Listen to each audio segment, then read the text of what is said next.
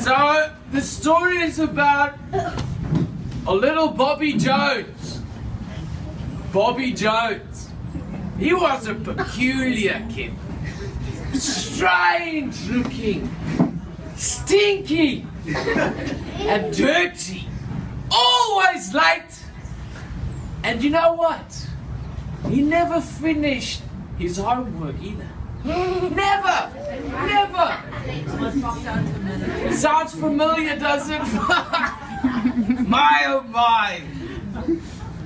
And I remember we always used to call Bobby old stinky Bobby.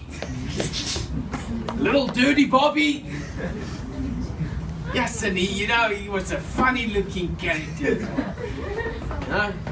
Never had these two teeth, never grew out. I don't know what happened to them. But one day, we were in school, and I remember we were making fun of our little Bobby. And I remember and recalling that our lunch boxes used to be empty in the first period. So someone took our lunch, and we always wondered who it was, until the one day it got so intense that everybody, all the students of our school, all their lunch boxes was empty. And so we made a declaration. We said, we asked the teachers. We said, "Sir, please, somebody's stealing our lunch, and I'm hungry, very hungry."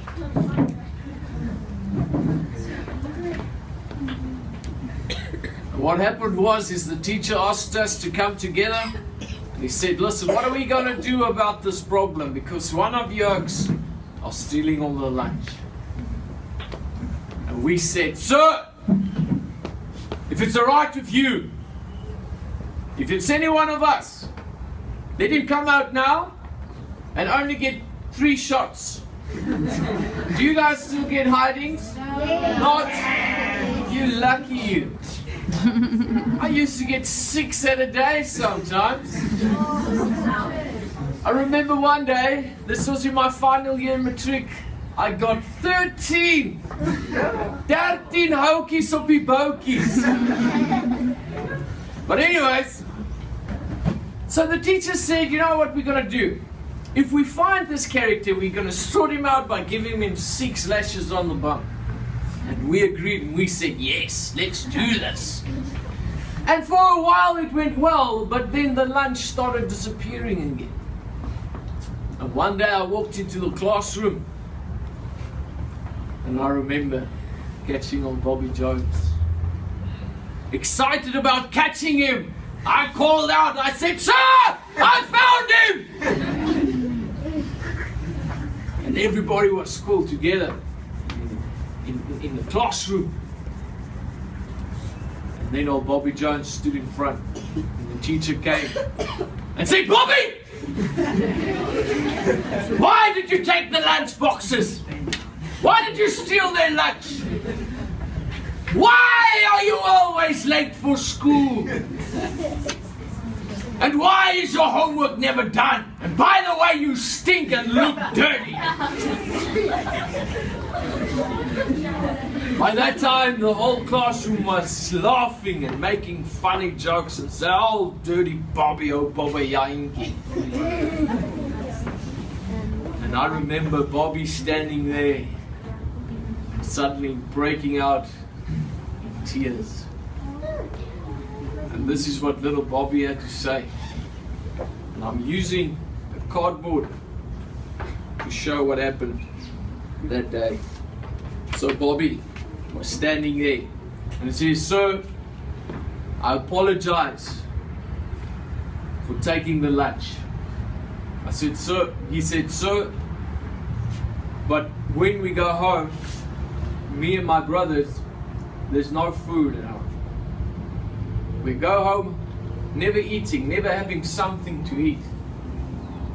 And he says, "We're so hungry at times that I took it upon myself to take some lunch from these lunch boxes that I might feed my brothers as well."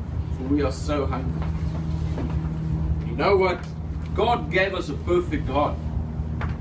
But situations and circumstances make it sometimes difficult to keep this pure and perfect heart. And at times, situations break our hearts. This is what happened to little Bobby Jones. And I remember and recalling that he said, "Sir, I know that I look terrible and I'm smelly, but you know how far I live from school and nobody makes the effort to pick us up or give us a ride.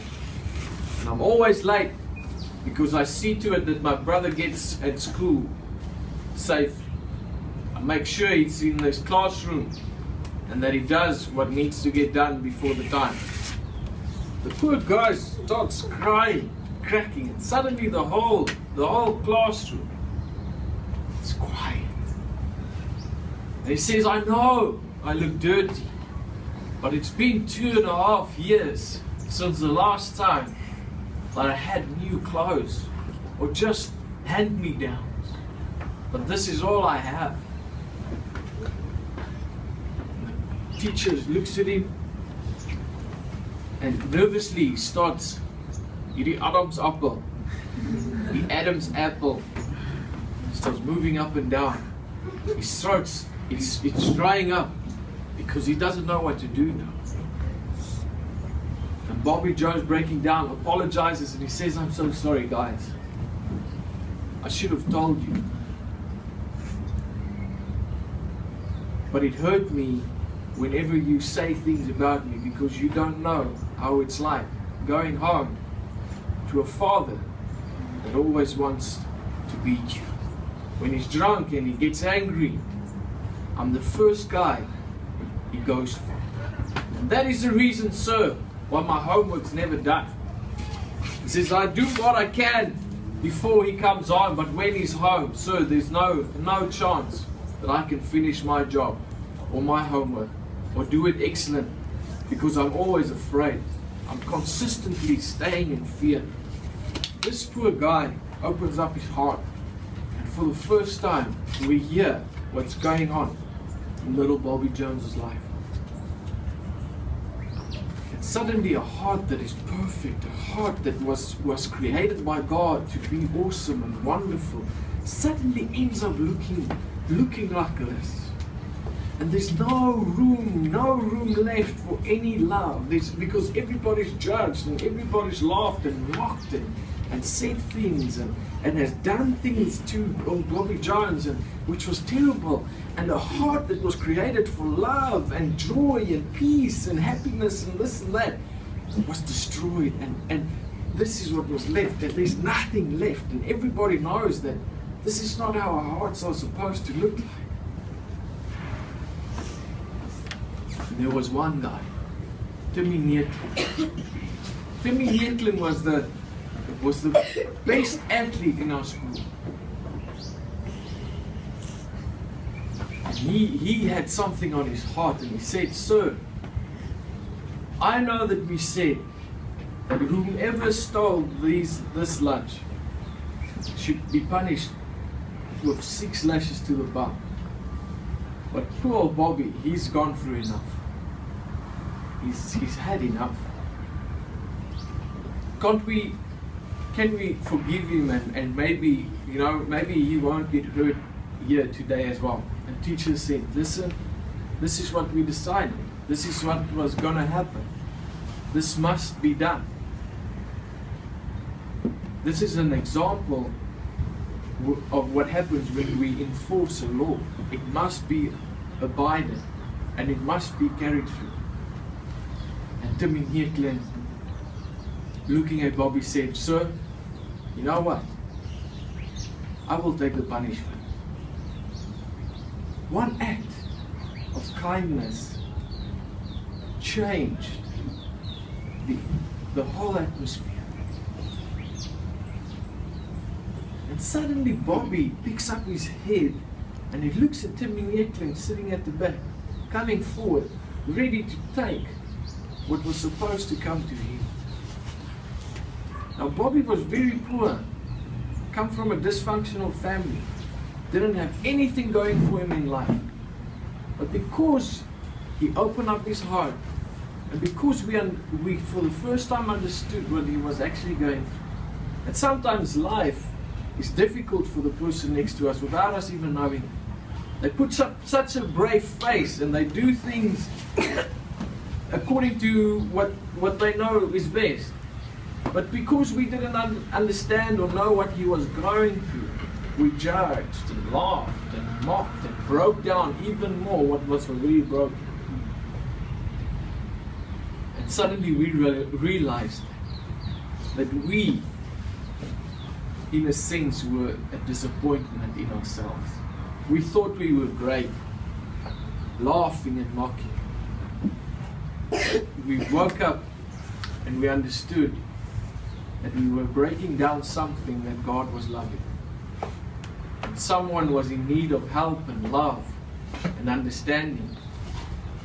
But we weren't in a position to do that. We've already made up our minds. And Timmy Nieklin, doing what he did, changed old Bobby Jones. See, what happened was is from that day, we started thinking differently about Bobby and every other person in our school. And for the first time, we started treating others with love and respect. Wow.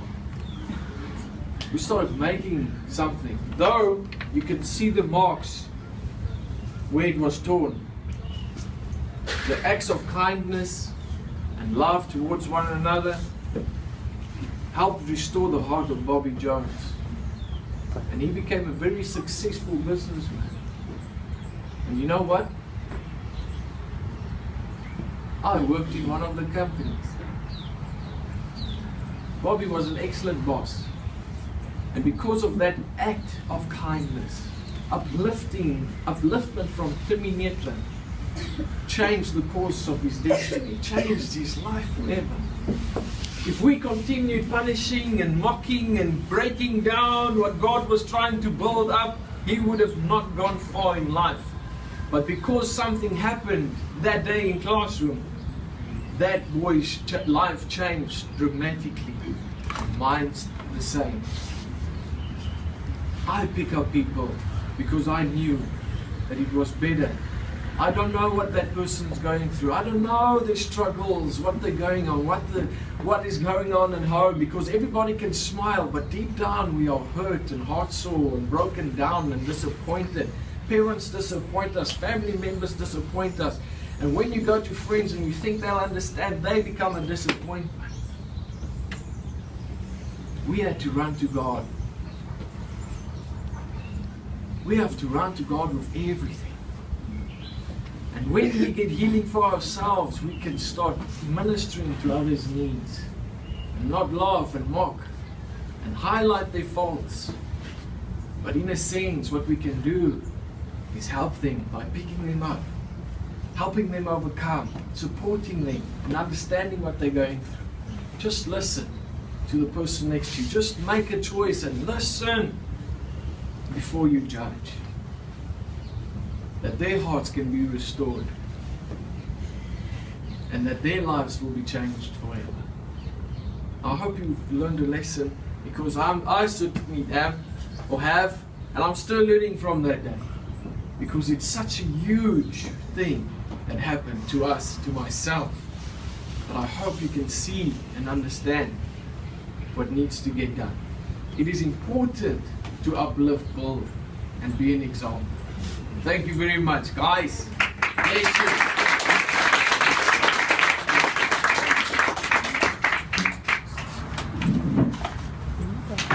Okay, so now I want you to quickly think for yourself. How does your heart look? Is your heart torn up in little pieces? Or is your heart half torn, or is it whole? You don't have to say to someone next to you. But now, you don't know what the guy next to his heart looks like.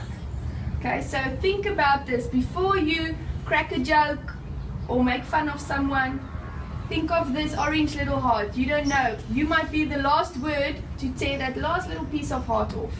Okay, so I'm going to teach you one verse that's in the Bible It's going to help us not to tear each other's hearts up. Okay? Right. 1 Thessalonians. Sounds like Tessa, a little bit. Okay, so 1 Thessalonians. And now you're going to show 5. Show me 5. 5. And you've got to show 11. Okay, so we have 1 Thessalonians 5 verse 11. Quickly turn towards each other. Again, encourage one another. And now you make 2 fists. And you're going to go like this. Doing, doing. Okay. And build each other. And now you're going to go as high as you can. Up. Let's go. 1 Thessalonians 5 verse 11. Encourage one another. Ons love julle en ons mis julle en ons kan nie wag om weer by julle te wees nie. Dankie vir 9 jaar.